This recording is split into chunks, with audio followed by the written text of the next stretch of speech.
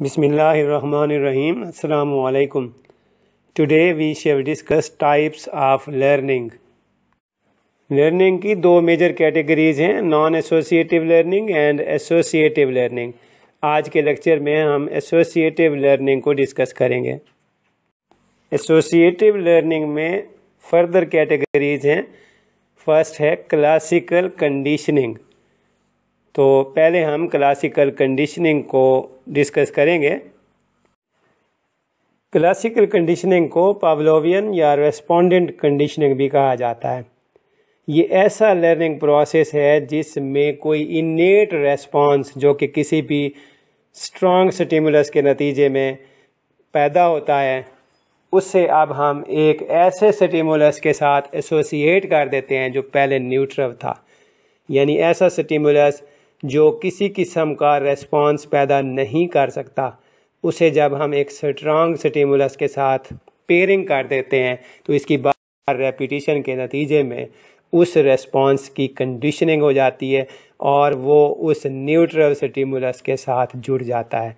तो अब वो न्यूट्रल स्टिमुलस जो पहले कोई रेस्पॉन्स पैदा नहीं कर सकता था, अब वो एक स्ट्रॉन्ग रेस्पॉन्स पैदा करने के काबिल हो जाता है।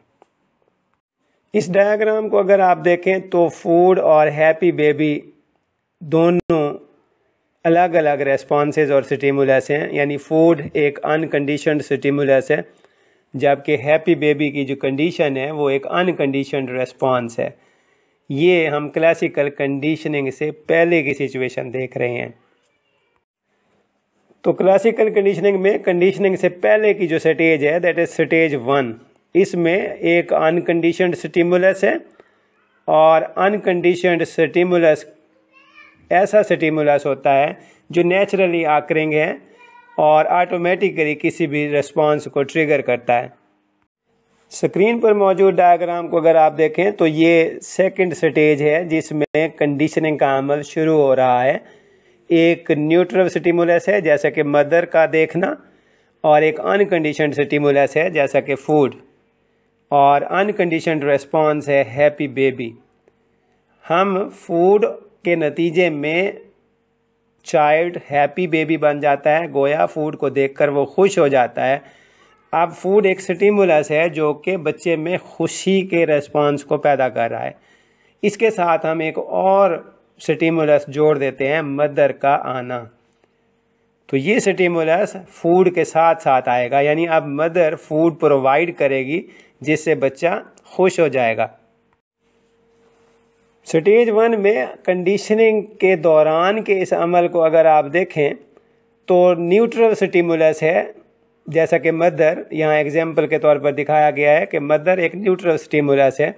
यानी न्यूट्रल स्टिमुलस ऐसा स्टिमुलस होता है जिसका पर्सन पर कोई इफेक्ट नहीं होता। ये न्यूट्रल स्टिमुलस कोई पर्सन भी हो सकता है, कोई ऑब्जेक्ट भी हो सकता है, कोई प्लेस भी हो सकती है।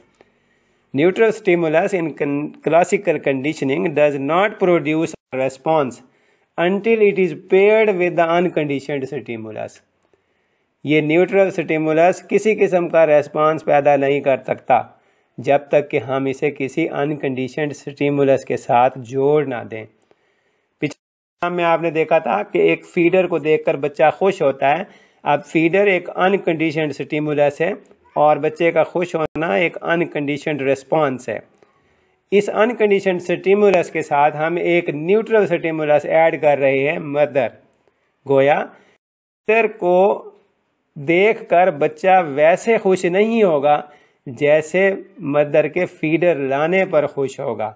गोया न्यूट्रल स्टिमुलस को हमने अनकंडीशनड स्टिमुलस के साथ पेयर कर दिया है।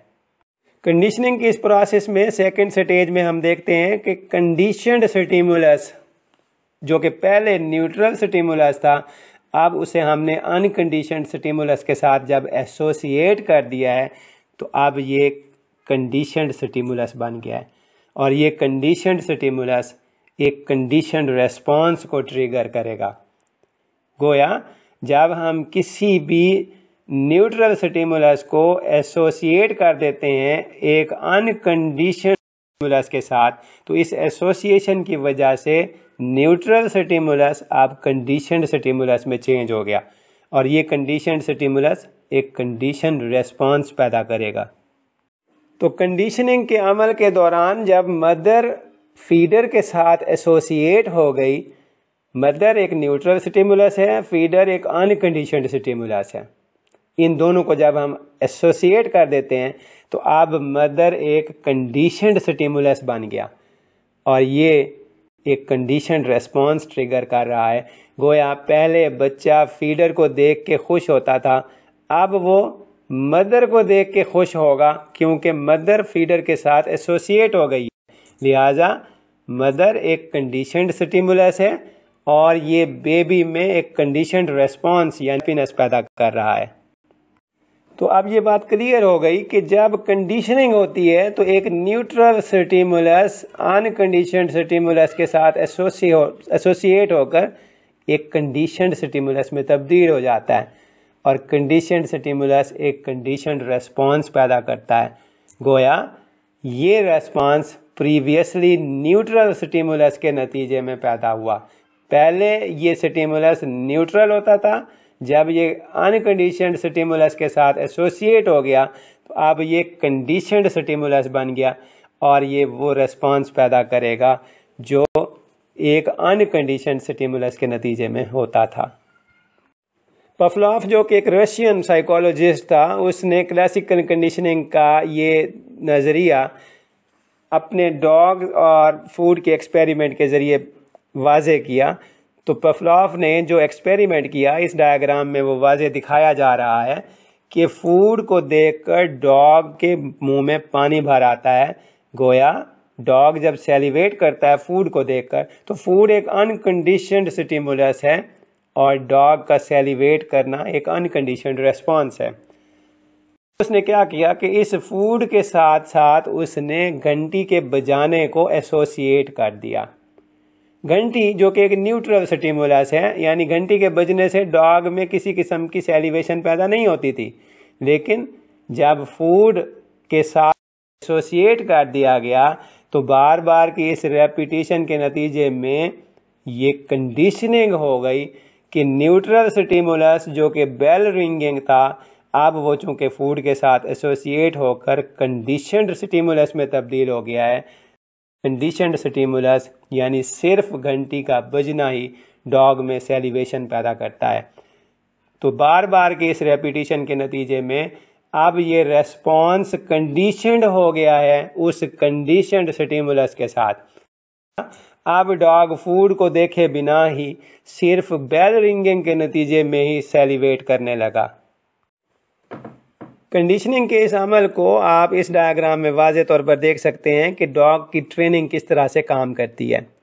कंडीशनिंग से पहले हम देखते हैं कि फूड जो कि एक अनकंडीशनड स्टिमुलस है और डॉग में भी एक अनकंडीशनड रेस्पॉन्स पैदा होता है सेलिवेशन का, इन दोनों के दरमियान अनकंडीशनड रिलेशन है।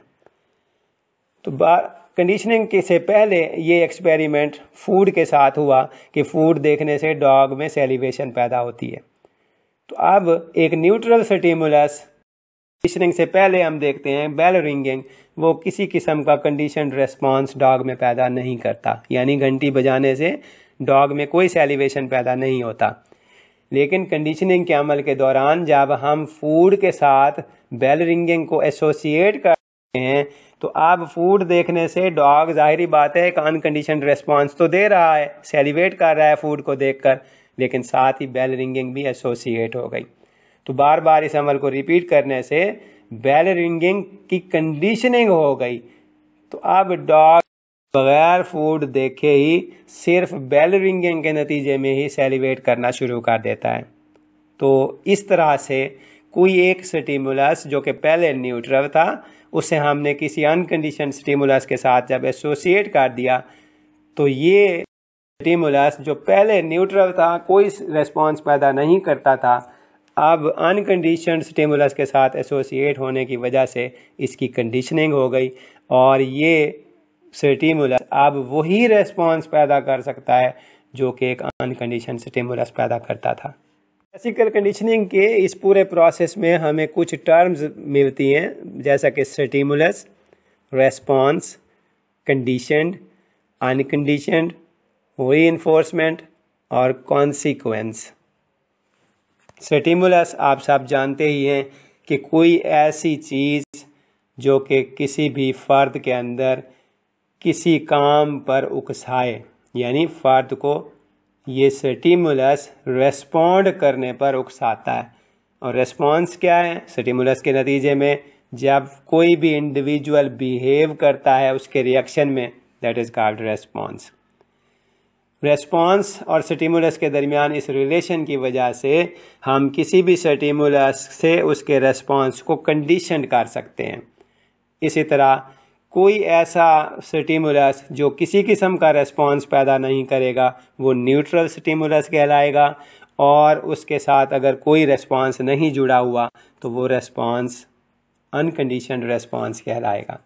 लेकिन जब हम किसी भी स्टिमुलस को एक अनकंडीशनड स्टिमुलस के साथ जोड़ देते हैं, एसोसिएट कर देते हैं, तो ये स्टिमुलस अब कंडीशनड स्टिमुलस जाएगा।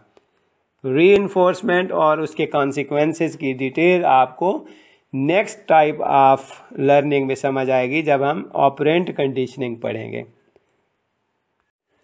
उम्मीद है आपको क्लासिकल कंडीशनिंग का ये पूरा कॉन्सेप्ट समझ में आ गया होगा कि किस तरह से एक स्टिमुलस एक रेस्पॉन्स पैदा करता है, और हम किसी ऐसे स्टिमुलस को जो कोई रेस्पॉन्स पैदा नहीं करता उससे जब हम उस स्टिमुलस के साथ एसोसिएट कर देते हैं तो ये भी वैसा ही रेस्पॉन्स पैदा करने के काबिल हो जाता है। Thank you very much. God bless you. अल्लाह हाफिज़।